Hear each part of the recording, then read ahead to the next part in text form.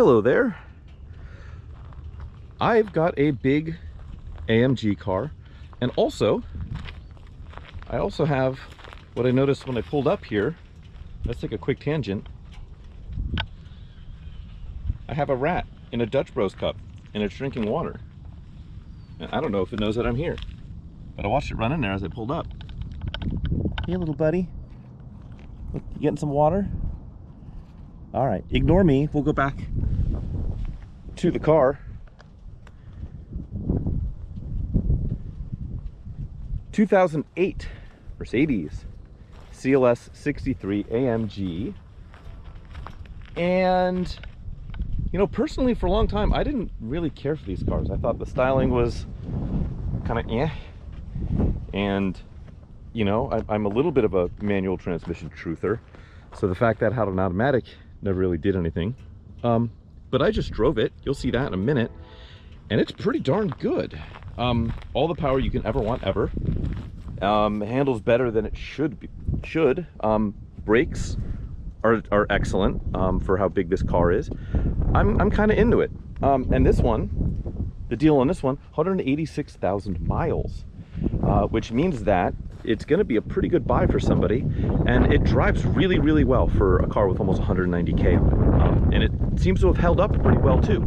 Probably a combination of maintenance and love and caring, and you know, it's just actually made it with decent parts, it seems, which I know is not necessarily the plot when it comes to this era of Mercedes-Benz. So let's check it out. Our rat friend's still over there. I see him in the cup. And yeah, exterior, pretty darn good. It absolutely could use a paint correction. There's a lot of dirt in the paint. At certain spots you can see like hard water marks in it. Light scuffs and scratches. Not the end of the world. I think a really good polish will probably bring most of it back. What it won't bring back is mirror caps are faded, just on the tops. It's on both sides like that.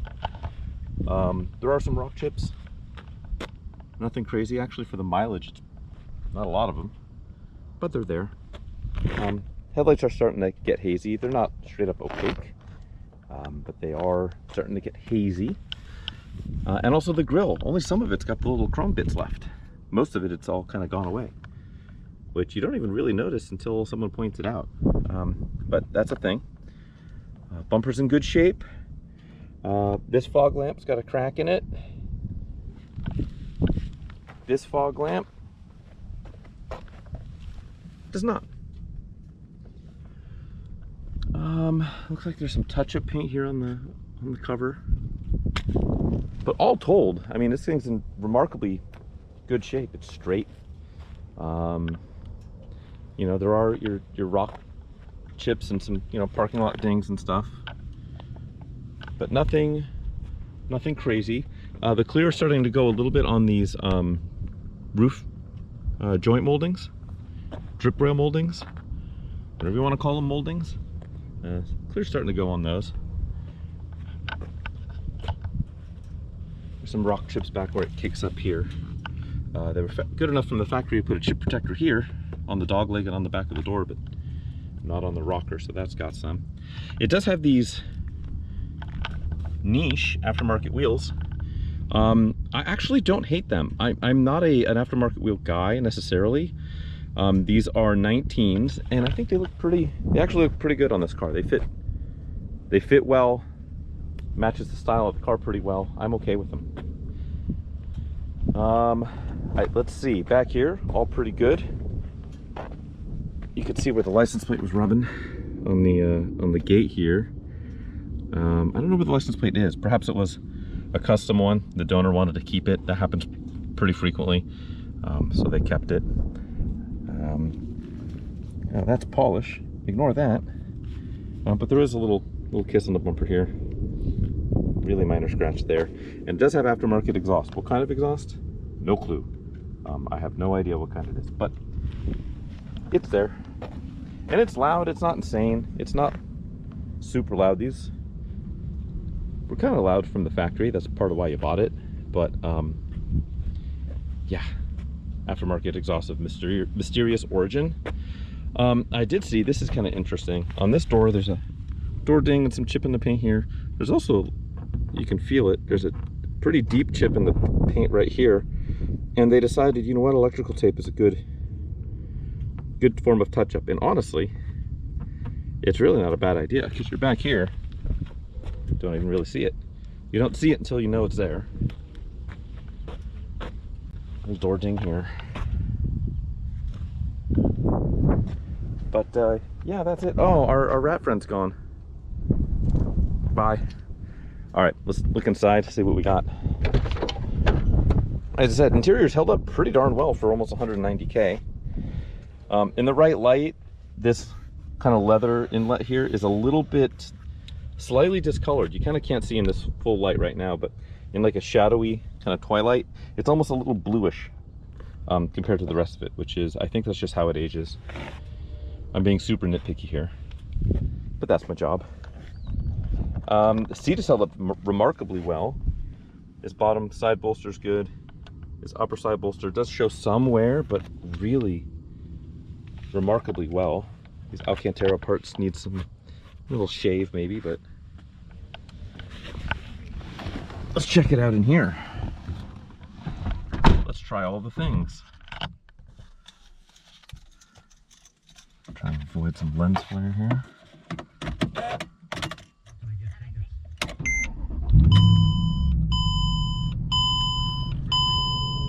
It does need the service reminder reset.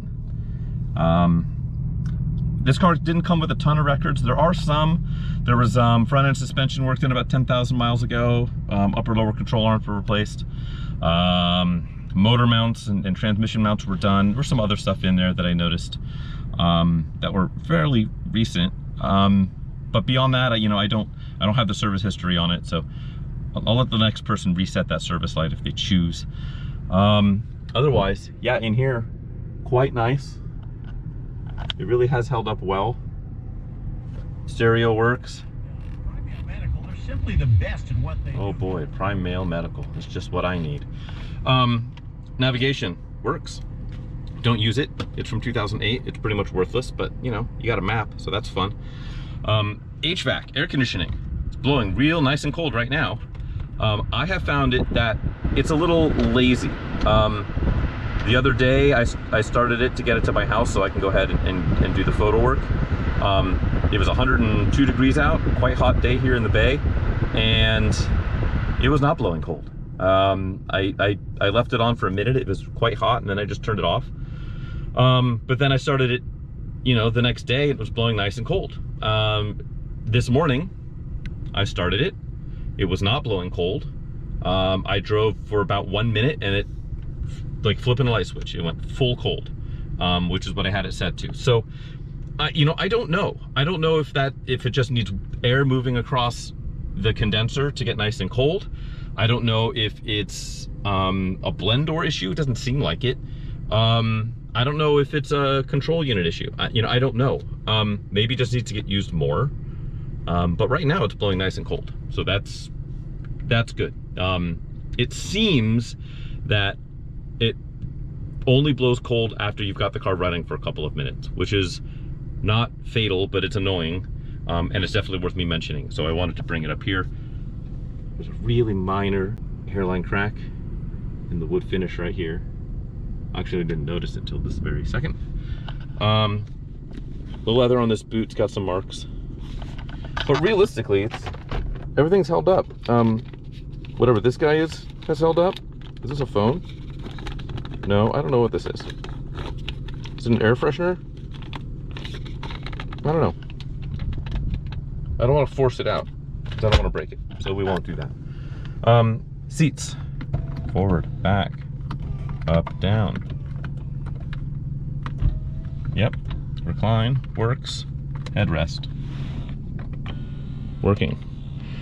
Windows, auto down, both sides, rears. Yep, those are working. Auto up. Brilliant. Let's do the ever scary sunroof test.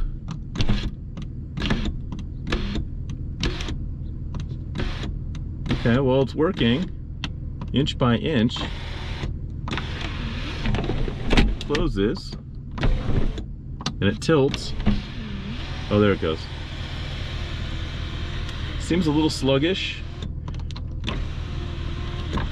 Oh, nope. Try that. Uh-oh. Don't do this to me. There we go. Yeah, I think it needs to be kind of lubed up. When I was trying to have it auto close there, it was catching. And it was hitting the safety check and then kicking back. Probably it's finding too much resistance, and you can hear and see the resistance when I was rolling it back. So it works. I would just probably grease up the track. You'll be good. Cover looks good. I never use sunroofs, so that's just, I would just leave it. But your mileage may vary. Signals, we got those. Headlamps with fogs, we got those. What else? Let's check out the back. Let's pop the hood. Oh, let's do the mirrors. Yep. Yep. Let's go to the back seat. Let's go to the passenger side. Let's pop the hood. Come on. There we go.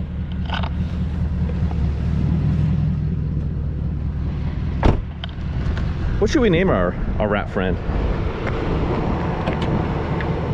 A lot of hawks out here. Hopefully he's not been predated already. Engine bay looks very good. I did notice on the little bit of service history I do have on it, they did the valve cover gaskets, which look good, looks great. They did a good job. Not a bunch of RTV squishing out of it or anything. Our guy Stefan did the motor.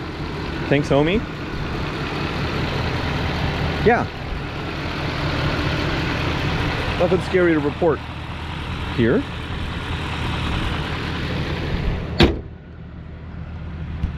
Makes all the power, I'll tell you that.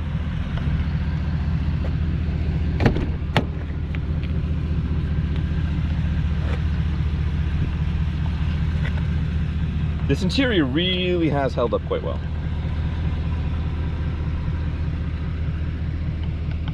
I know there's a lot of, you know, oh, the build quality of this era Benz is a lot lower than, you know, the earlier W140 days, which there's probably a kernel of truth to that. But this one really has done a good job of holding up. Ashtray. And I gotta say, I like the rear seats on this. That was part of the difference between, you know, CLS and any other E-Class or S-Class or whatever, is you don't have a middle seat. You've got this, like, these sport buckets, which are nice to sit in. I just messed my back up, so bear with me. Getting in and out's a little clunky. But yeah. It's nice back here. Headroom is okay. I'm sitting in it and my head is almost touching the ceiling. The price you pay for style.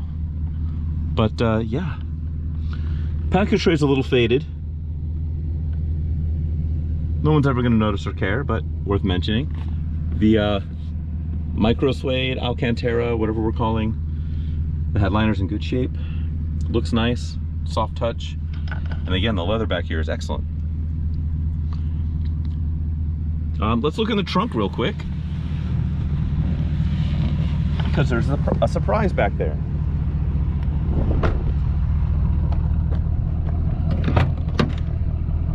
Subwoofer. It's not connected. It has been disconnected.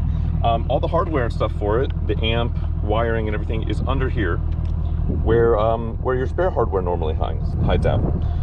The spare tire is there. That's just a little inset, and so I'll have photos of all of this, what it looks like underneath this, in the listing, so check that out if you want to see what mystery lies beneath.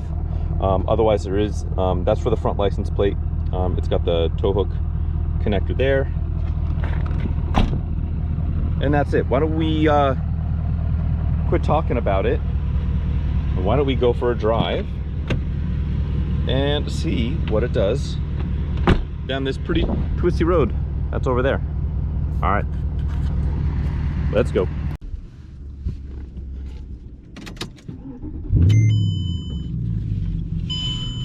Alrighty. Let's go.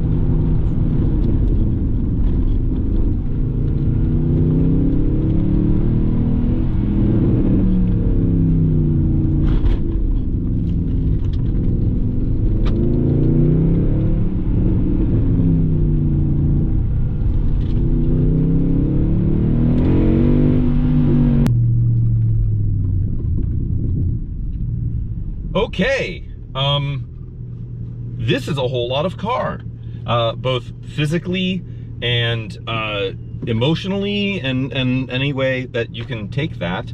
It's certainly too big for this little road, and hopefully it's not too big for you if you're considering bidding on it. So do that, bid often, bid early. If you've seen the video but you haven't seen the auction, follow the link in the description below and you can find the auction. If it's within the first handful of days of the video going live, you got a shot to bid on it, so do it. Otherwise, check it out anyways. See what it did. What do you think it sold for? I don't know. We're gonna find out. Yeah, but it's gonna be, 186,000 miles. It's gonna be a lot of car for your money, that is for sure. That's it. Thanks for tagging along, and I'm gonna try to stay out of trouble with this thing. So, all right, thanks guys.